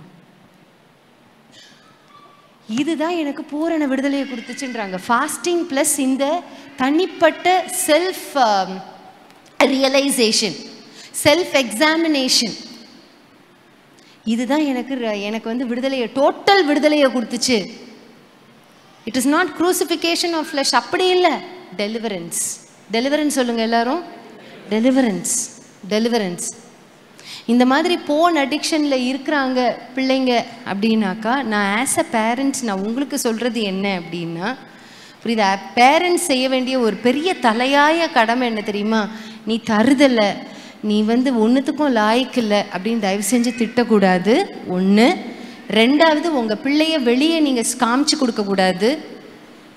ஏதாவது கான்ஃபிடென்ஷியலான ஆட்கள், புரியுதா, ஆவிக்குரிய தலைவர்கள், பாஸ்டரோ இல்லை நான் இப்போ உங்களுக்கு சொல்லி தரேன் என்கிட்டையோ, இல்லை ரொம்ப கான்ஃபிடென்ஷியலான ஆட்கள், ரொம்ப who will not let out about your children, அதை தவிர்த்து வேற யார்கிட்டையுமே வாயை தரக்கூடாது. இந்த மாதிரி இருக்குது, இப்படி நீங்கள் ஜெபிச்சுக்கோங்க அப்படின்னாக்கா பேரை எழுதி வச்சு ஜெபிக்கிறவங்கள்ட்ட மாத்திரம் வாயை திறந்து. ஏன்னா சப்போர்ட்டிவ் ப்ரேயர்ஸ் தேவை இதுக்கு, புரியுதா? ஒருத்தராக இருந்து மல்யுத்தம் பண்ண முடியாது. 3வது என்ன அப்படின்னாக்கா, உங்கள் பிள்ளைங்களோட டைம் அதிகமாக ஸ்பெண்ட் பண்ணுங்க. பிள்ளைகளை தயவு செஞ்சு வெளியே கூட்டு போங்க, ஃபாதர்ஸ்க்கு சொல்கிறேன், take your children out alone. உங்கள் கூட பைக்கில் உட்கார வச்சு உங்கள் மகனை கூட்டு போங்க, மகளை கூட்டு போங்க. ஏதாவது பார்க்கோ, ஏதாவது பீச்சு, இதெல்லாம் நமக்கு ஃப்ரீ, சரியா? நாங்கள் அப்படி தான் போவோம். என் கணவர் வந்து பிள்ளைகளை அப்படி தனியாக கூட்டு போவாங்க. நான் இல்லாமல் என் பிள்ளைகளை மட்டும் கூட்டு போவாங்க. பைக்கில் உட்கார வச்சு, காரில் உட்கார வச்சு, ஷாலமை மட்டும் கூட்டு போவாங்க, சாமை மட்டும் கூட்டு போவாங்க. அப்போ அந்த பிள்ளைங்க நிறையா காரியங்களை அவங்கள்ட்ட பேசுவாங்க.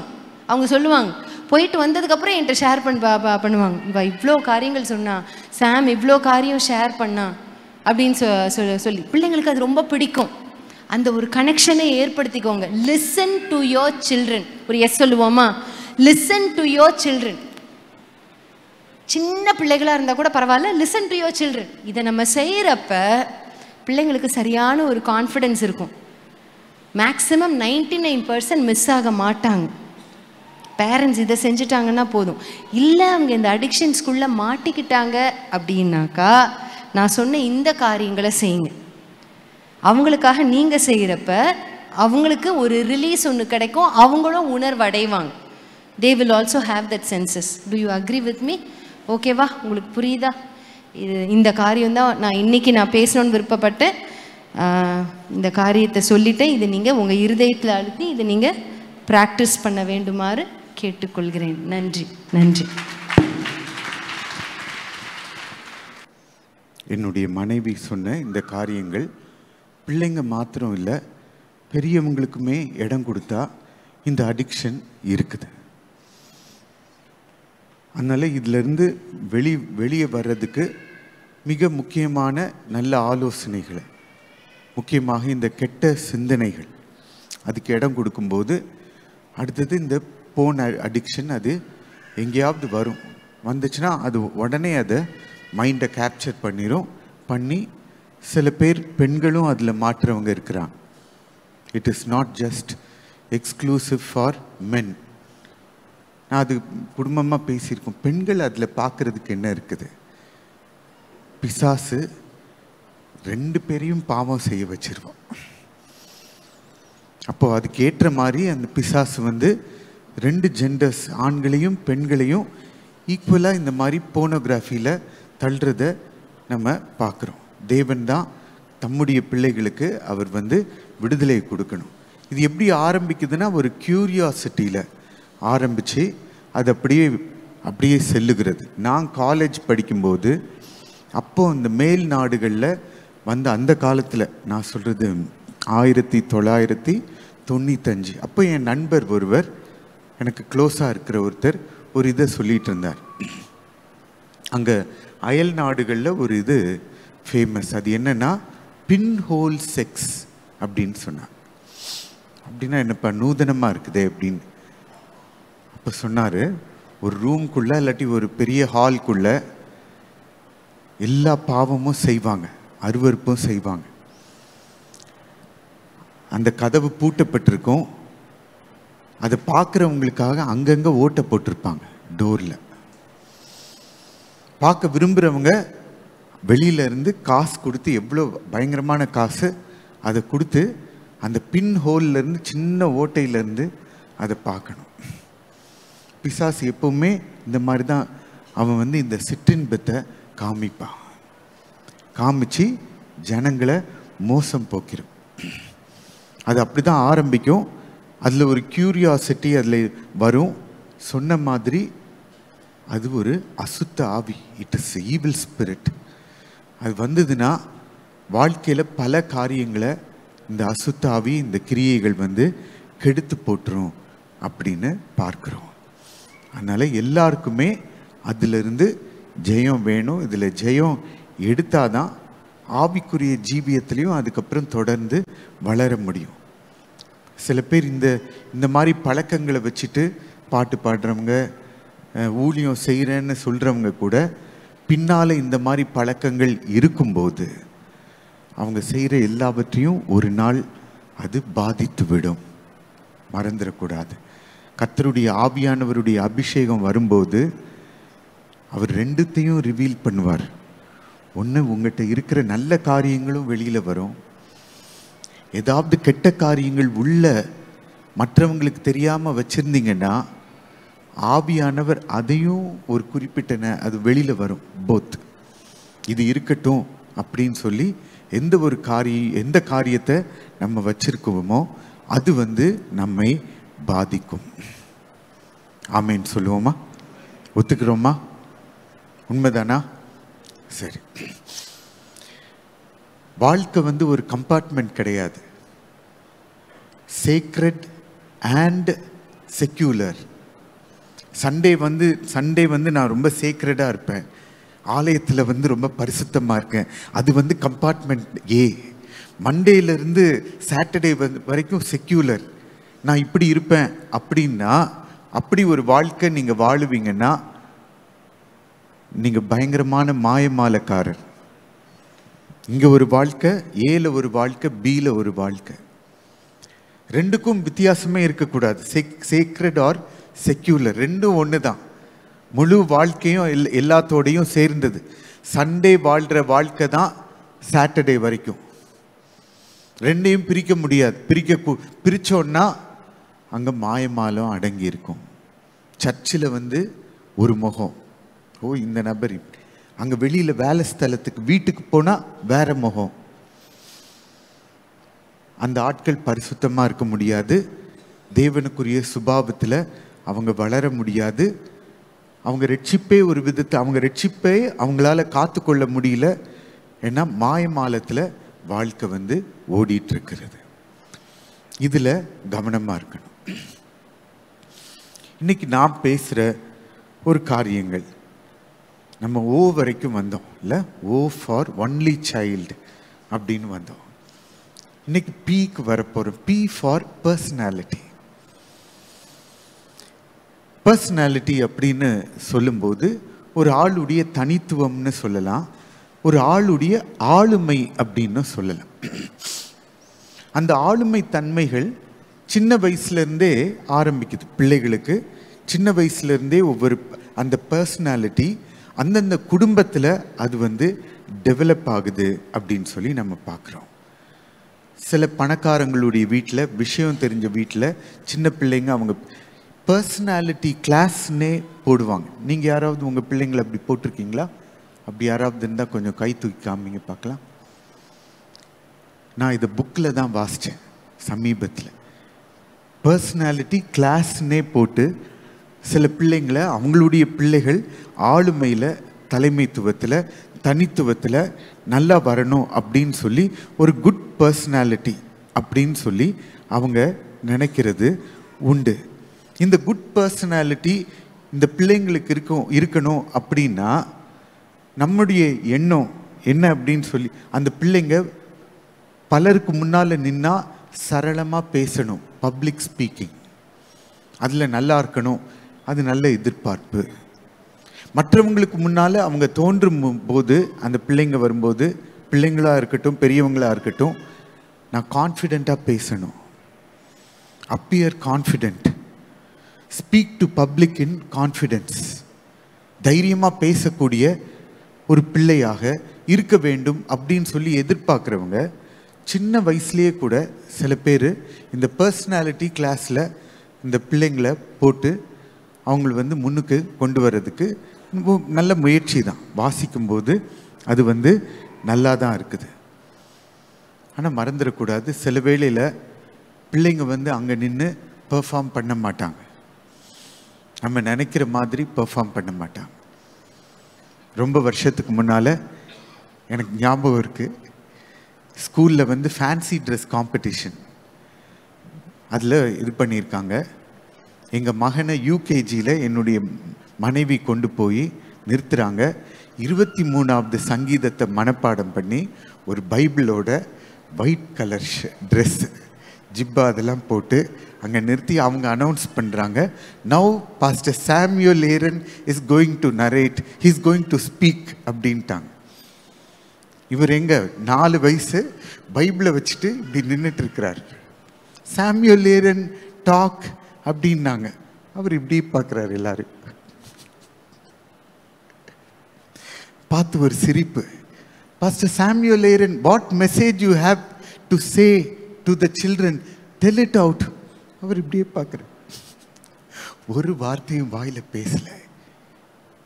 என் மனைவி சொன்னாங்க, எனக்கு இருதயத்திலே அடிச்ச மாதிரி இருந்தது. இப்படி பண்ணிட்டானே, எத்தனை தடவை அவனுக்கு சொல்லி கொடுத்தேன் வீட்டில் வச்சு, அத்தனை தடவை மனப்பாடம் பண்ணி அவ்வளவு அழகா சொன்னவன் அங்க ஸ்டேஜ்ல போய் எல்லாரையும் பார்த்து சிரிக்கிறான்.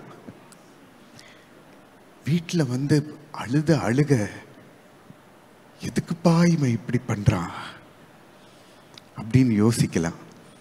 அங்க பப்ளிக்ல அவன் வந்து அங்க பெர்ஃபார்ம் பண்ணல. ஆனா நினைச்சுக்கணும், அந்த ஷோல தவறிட்டான். ஷோ வாழ்க்கை கிடையாது.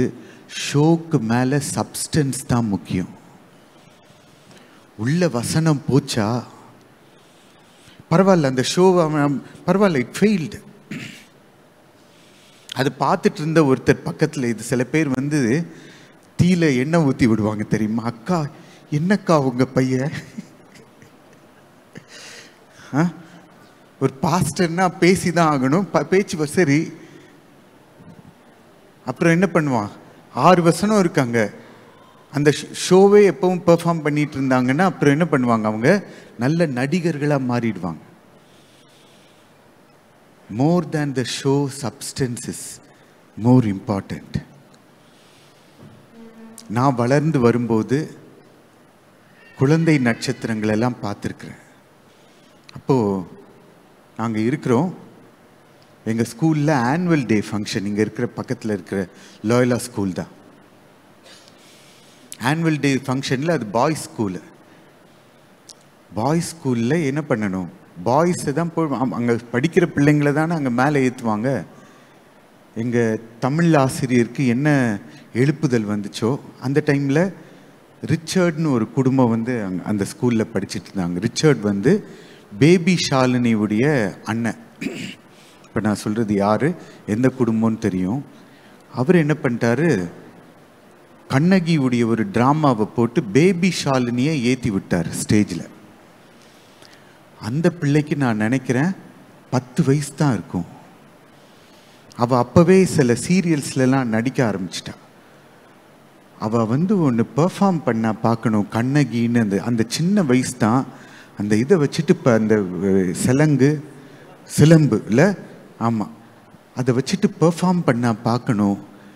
கதி கலங்கிட்டேன் நான். 10 வயசு பிள்ளையால் இப்படி ஒரு பெர்ஃபார்மன்ஸா. ஆனால் நடந்தது என்ன தெரியுமா, எங்கள் கிளாஸில் இருக்கிற அத்தனை பேரும் எங்களை வச்சு ஒன்றும் பண்ண முடியாது. ஆனுவல் டேயில் பாய்ஸ் ஸ்கூலில் ஒரு பொண்ணை பிடிச்சு கூட்டிகிட்டு வந்திருக்கீங்க. அவர் வெட்கப்பட்டு போயிட்டார். கிளாஸில் வந்து விளக்கம் கொடுக்குறார், டேய் இதனால தாண்டா செஞ்சேன். ஆனால் ஏன் ஒரு நடிகரை வச்சு அவங்களால ஈஸியாக பெர்ஃபார்ம் பண்ண முடியும். அதே நேரத்தில் ஒரு கூட்ட ஆண் பையன்களை ட்ரெயின் பண்ணி கொண்டு வர்றது கஷ்டம். ஏன்னா அவ ஏற்கனவே அதுக்கு ட்ரெயின்டு.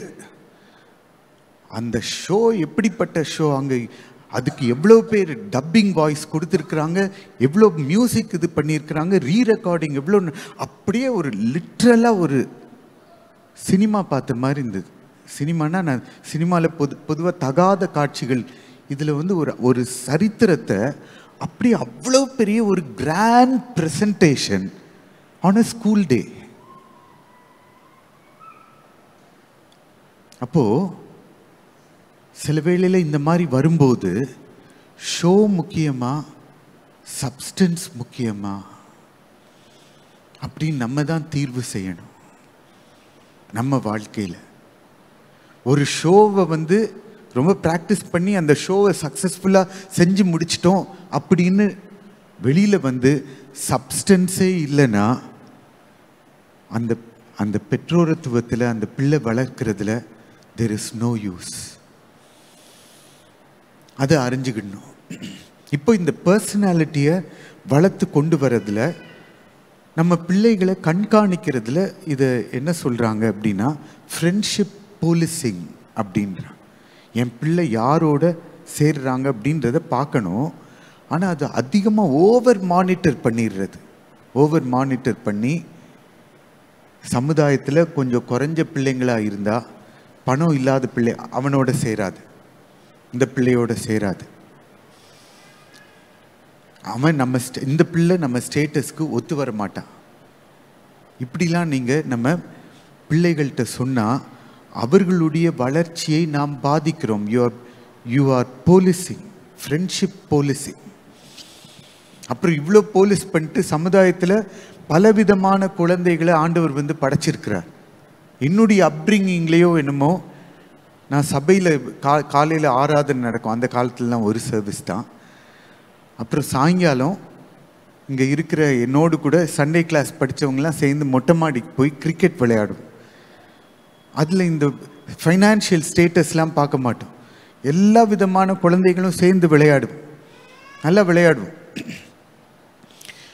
அப்புறம் இன்னும் கொஞ்சம் வளரும்போது ஒரு குறிப்பிட்ட நேரத்தில் ரோட்டில் நின்று கிரிக்கெட் விளையாடுவோம். இப்போ அதெல்லாம் பார்க்கவே முடியல, அது தப்பான பழக்கம். ஆனால் ரோடு எதுக்கு கிரிக்கெட் விளையாடுறதுக்கு கிடையாது, ரோட்டில் வண்டி போகணும்.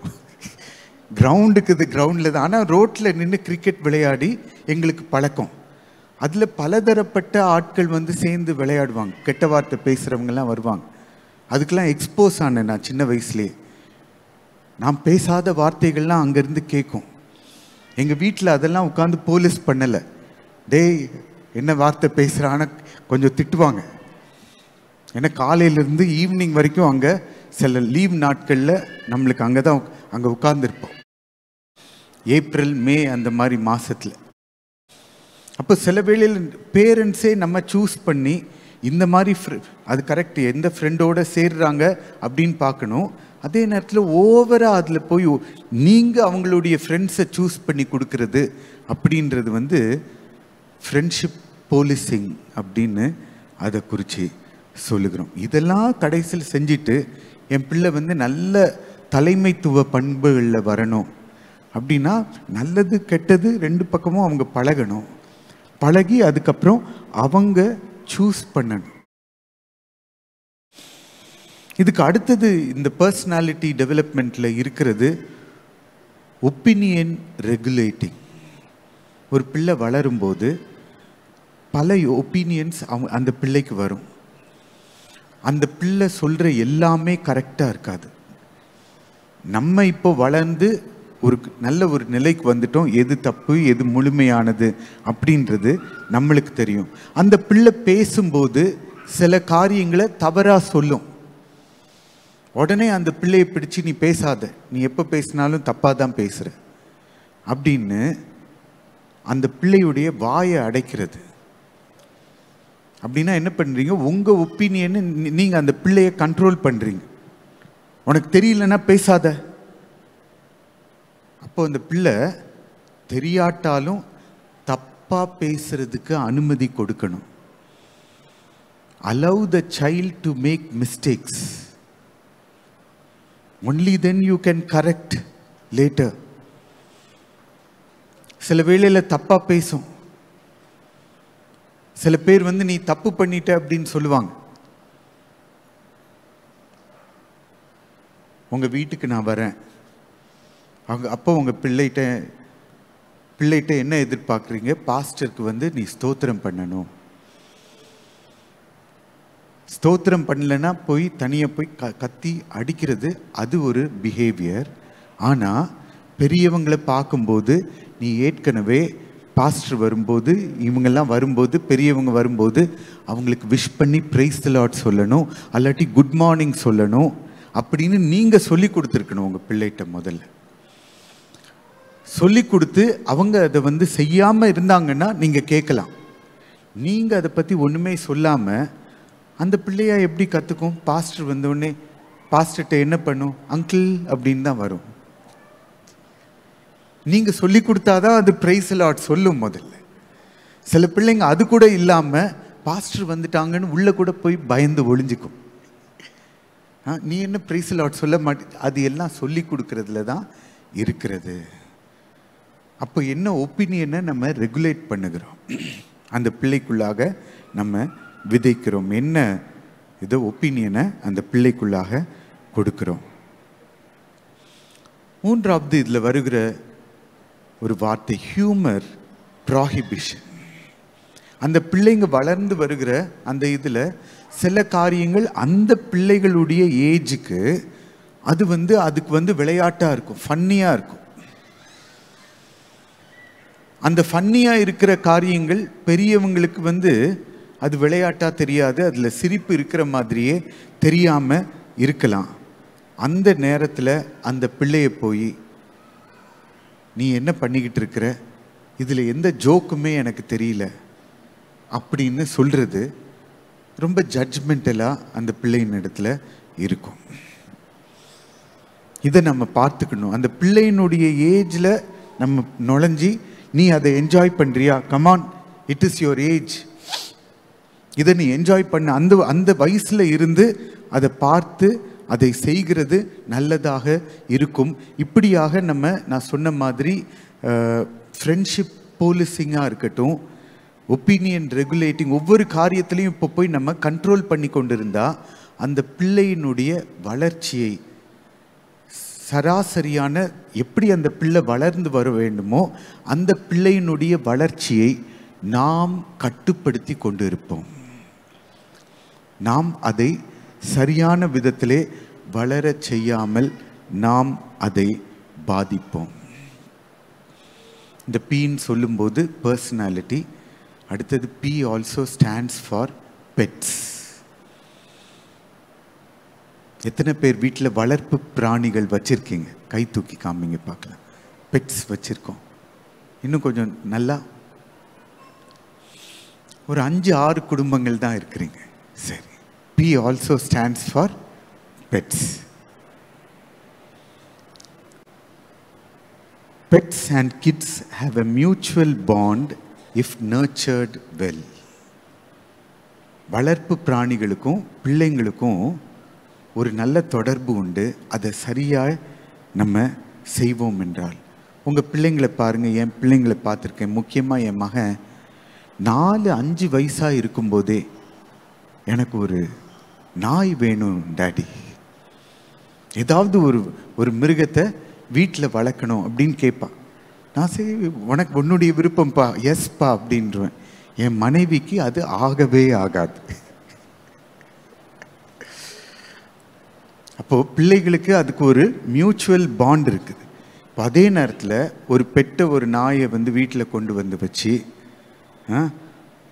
அதை வாக்கிங் கூட்டிகிட்டு போகாமல், அதை பற்றி கேர் பண்ணாமல் அந்த பெட்டை அப்படியே விடுறது அந்த பிள்ளைங்களுக்கும் சரி அந்த பெற்றோருக்கும் ஒரு பயங்கரமான சுயநலத்தை கொண்டு வந்துடும். எதுக்காக அதை கொண்டு வர்றோம்னா, நம்ம எப்படி கேர் எடுத்துக்கிறோமோ அதே மாதிரி கேர் அதுக்கும் கொடுப்போம் அப்படின்ற ஒரு நம்பிக்கையில் தான் ஒரு பெட்டை வீட்டுக்குள்ளே கொண்டு வரும். அதை கொடுக்கலன்னா ஆப்போசிட் எஃபெக்ட் ஆகிடும். ஒரு நாய் நீங்கள் வீட்டில் வச்சுருக்கீங்கன்னா அதை கண்டிப்பாக வாக்கிங் கூட்டிகிட்டு போகணும் வெளியில். அல்லாட்டி நீங்கள் வெட்டினரி டாக்டர்ஸ் சொல்லுவாங்க, நீங்கள் பெட்டே வைக்காதீங்க அப்படின்றாங்க. Don't have pets, you are not fit for it. when are you fit to have a pet at home? பிள்ளைங்க கேட்கறதுனால பெட் இது பண்ணுறது இல்லை. முதல்ல அந்த பெட் வேணும்னு முடிவு பண்ணுறது பெற்றோர் தான், மறந்துடாதீங்க. Are you ready for the pet? பிள்ளைங்க கேட்குறாங்களா இல்லையா சொல்லுங்களேன். 5-6 பேர் தான் கை தூக்குனீங்க, நிறைய பேர் வீட்டில் கேட்கல. அப்போ நீங்கள் உங்கள் பிள்ளைங்களை ரொம்ப எக்ஸ்போஸ் பண்ணிங்கன்னா எனக்கு தெரியல. எக்ஸ்போஸ் பண்ணால் மற்ற குடும்பங்கள்லாம் போய் பார்க்கும்போது அங்கே பெட்டு இருந்ததுன்னா எங்களுக்கும் இந்த மாதிரி நாய் வேணும். நாங்கள் ஒரு வீட்டில் போய் கேர்சல் எடுப்போம், இங்கே பக்கத்தில் தான் இருக்குது.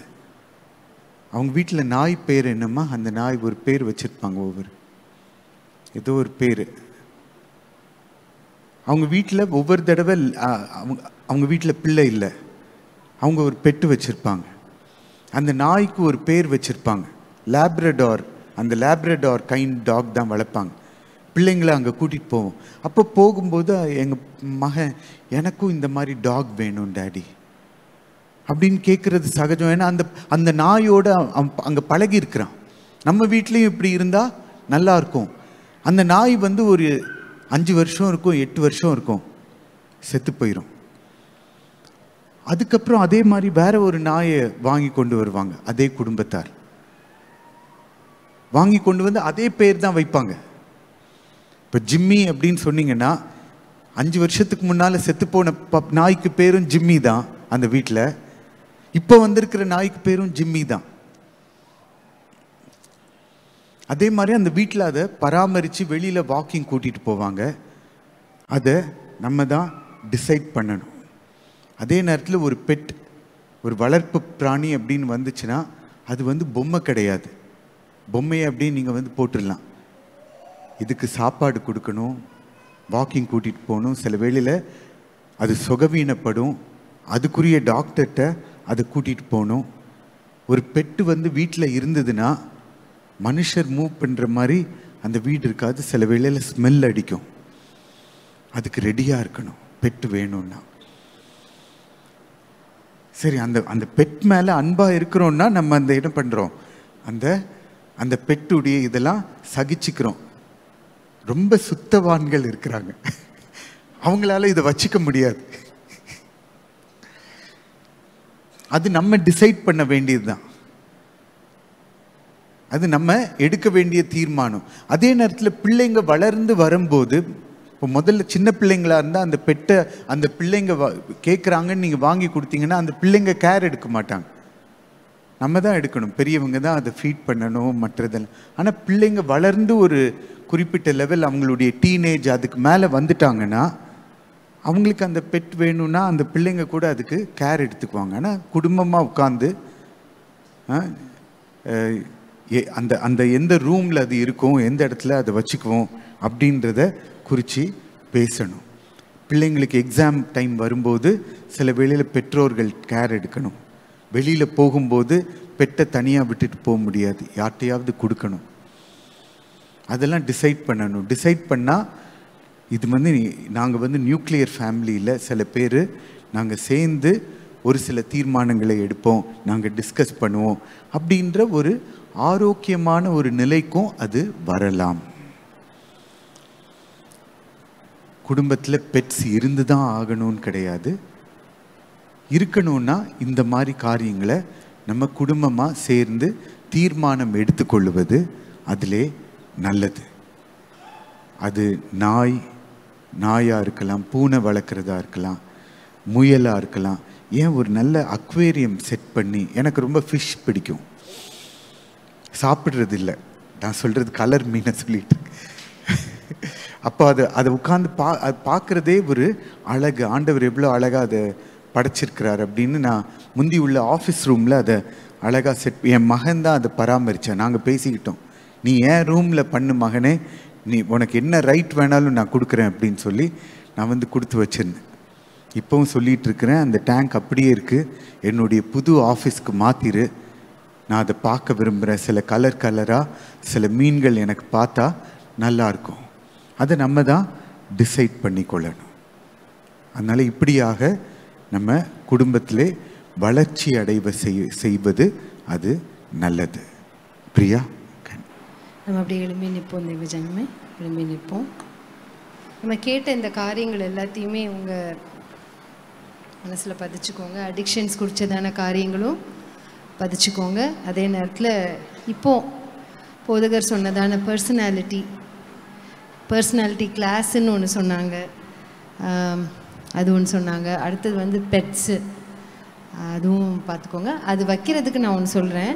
ஒரு சில வீட்டில் என்ன மாதிரி ஒருத்தவங்க இருப்பாங்க, இவங்கள மாதிரி ஒருத்தர் இருப்பாங்க. பெட்ஸ் ரொம்ப பிடிச்சவங்க இருப்பாங்க, ரொம்ப 100% பிடிக்கும். எனக்கு வந்து 0% சுத்தமாக பிடிக்காது.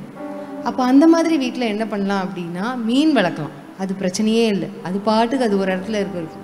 இல்லைன்னா பறவை வளர்க்கலாம். அந்த பறவை வந்து ஒரு இடத்துல நம்ம அடித்து வச்சுருவோமா, அது எங்கேயும் பறக்க போகிறது இல்லையா, நம்ம பாட்டுக்கு இப்படி பேப்பர் எடுக்கணும், அடுத்த நாள் பேப்பரே இன்சர்ட் பண்ணணும். ஒரு பவுல் இருக்குமா, அதுக்குள்ளே இப்படி நான் பேசினா கூட பெட் லவர்ஸ்க்கு பிடிக்குமான்னு தெரியல, அதெல்லாம் ரொம்ப யோசித்து பேச வேண்டியது இருக்குது. ஏன்னா pet lovers are really lovers of pets. சரியா? என்ன மாதிரி இருக்கிறவங்க இது ரெண்டும் நீங்கள் சூஸ் பண்ணலாம். அது சூப்பராக அது பாட்டுக்கு ஒரு இடத்துல அது இருக்கும். இல்லை அப்படின்னா பாஸ்டர் சொன்ன மாதிரி நீங்கள் அந்த பாணியில் நீங்கள் போகணும். சரியா? இப்போ உங்கள் கையில் நீங்கள் உங்கள் காணிக்கைகளையும் தசம பாகங்களையும் நம்ம எடுத்துப்போம். கர்த்தருக்கு நாம் செலுத்த போகிறோம். கர்த்தர் உன் வீட்டை கட்டாராகில், அதை கட்டும் முந்தன் பாடு விருதா, கர்த்தர் நகரத்தை காவல் செய்யாராகில். கர்த்தர் உன் வீட்டை கட்டாராகில், அதை கட்டும் முந்தன் பாடு விருதா. கர்த்தர் உன் வீட்டை கட்டாராகில், அதை கட்டும் உந்தன் பாடு விருதா. கர்த்தர் நகரத்தை காவல் செய்யாவிடில் உன் கண் விழிப்பும் விருதா. கர்த்தர் நகரத்தை காவல் செய்யாவிடில் உன் கண் விழிப்பும் விருதா. ஆதலால் என் உள்ளமே சதா அவர் சமூகம் நீதம் நேசரையை துதித்திடட்டும். கர்த்தருக்கு பயந்து அவர் வழி நடந்தால் நீ பாக்கியம் கண்டடைவாய். கர்த்தருக்கு பயந்து அவர் வழி நடந்தால் நீ பாக்கியம் கண்டடைவாய். உன் வழிகளில் எல்லாம் உன்னை தூதர்கள் காத்திடுவார். உன் வழிகளில் எல்லாம் உன்னை தூதர்கள் காத்திடுவார். உன் பாதங்களில் இடராதபடி தங்கள் கரங்களில் ஏந்திடுவார். உன் பாதங்களில் இடராதபடி தங்கள் கரங்களில் ஏந்திடுவார். ஆதலால் என் உள்ளமே சதா அவர் சமூகம் நீதம் நேசரையை துதித்திடட்டும். கர்த்தருக்கு பயந்து அவர் வழி நடந்தால் நீ பாக்கியம் கண்டடைவாய். கர்த்தருக்கு பயந்து அவர் வழி நடந்தால் நீ பாக்கியம் கண்டடைவாய். கர்த்தருக்கு பயப்பட்டவன் இவ்வித ஆசீர்வாதம் பெறுவான். கர்த்தருக்கு பயப்பட்டவன் இவ்வித ஆசீர்வாதம் பெறுவான். கர்த்தர் சீயோனில் இருந்து உன்னை கடைசி மட்டும் ஆசீர்வதிப்பார். கர்த்தர் சீயோனில் இருந்து உன்னை கடைசி மட்டும் ஆசீர்வதிப்பார். ஆதலால் என் உள்ளமே சதா அவர் சமூகம் நீதம் நேசரையை துதித்திடட்டும். கர்த்தருக்கு பயந்து அவர் வழி நடந்தால் நீ பாக்கியம் கண்டடைவாய். கர்த்தருக்கு பயந்து அவர் வழி நடந்தால் நீ பாக்கியம் கண்டடைவாய்.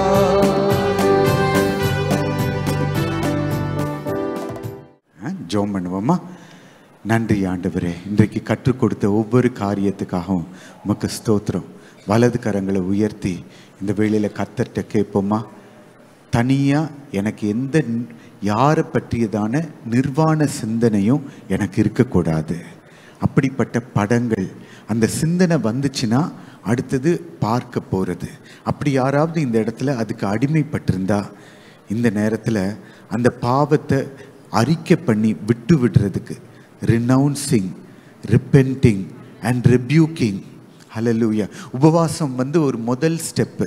அதில் கர்த்தர் அந்த வாலிப தம்பிக்கு கற்றுக் கொடுத்தாரு. தம்பி, நீ அதை அறிக்கை பண்ணணும். அறிக்கை பண்ணுறதை விட்டுவிட தீர்மானிக்கணும். நான் இன்னைக்கு அறிக்கை பண்ணுறேன், 3 நாள் அதுக்கப்புறம் நான் போய் பார்ப்பேன் அப்படின்னா அதை மேற்கொள்ள முடியாது. அதை நீ ரினவுன்ஸ் பண்ணி ரிப்பென்ட் பண்ணி அடுத்தது அதிலிருந்து உனக்கு விடுதலை கிடைக்கிறதுக்கு ரெபியூக் பண்ணி, அதில் ஒரு பிசாசு அடங்கி இருக்குது. தேவனுக்கு கீழ்ப்படிந்திருங்கள், பிசாசுக்கு எதிர்த்து நில்லுங்கள், அப்பொழுது அவன் உங்களை விட்டு ஓடி போவான். எதிர்த்து நின்னாதான் ஓடி போவான். அதுக்கு இந்த ஸ்டெப்லாம் எவ்வளவு அழகாக தேவன் நமக்கு கற்றுக் கொடுத்தார். உமக்கு ஸ்தோத்திரம் ஆண்டவரே, உமக்கு நன்றி. எங்கள் பிள்ளைகளை நாங்கள் ஒரு ஷோ காமிக்கிற மாதிரி வளர்க்காம அவங்களுக்கு சப்ஸ்டன்ஸ் கொடுக்க. ஒருவேளை ஷோவில் பிள்ளைகள் தவறி இருக்கலாம், ஆனால் அந்த பிள்ளைகளுக்குள்ள சத்தியத்திலே உன்னுடைய பிள்ளைகள் நம்முடைய பிள்ளைகள் நடக்கிறார்கள் என்பதை குறித்தே அல்லாமல் வேற பெரிய எனக்கு சந்தோஷம் இல்லை அப்படின்னு யோவான் எழுதுறார். எங்கள் பிள்ளைங்க அப்படியாக சத்தியத்தில் பலப்பட்டு வரணும். அதை பெற்றுக்கொள்ளுகிறோம். உங்கள் நன்மைகளை எல்லாவற்றிலும் உங்களை துதிக்கிறோம். இயேசுவின் மூலம் கேட்டுக்கொள்ளுகிறோம் எங்களை நேசிக்கிற அன்பின் பிதாவே, யாபேசின் ஜெபத்தை சொல்லுவோமா?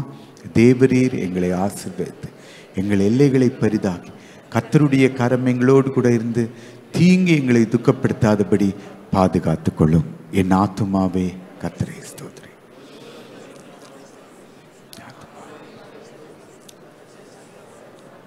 நம்முடைய கர்த்தராகிய இயேசு கிறிஸ்துவின் கிருபையும் பிதாவாகிய தேவனுடைய அன்பும் பரிசுத்த ஆவியானவருடைய அந்யோன்ய ஐக்கியமும் நாம் மறுபடியும் சந்திக்கும் வரை திரியேக தேவன் ஒவ்வொருவரோடும் தங்கியிருப்பாராக.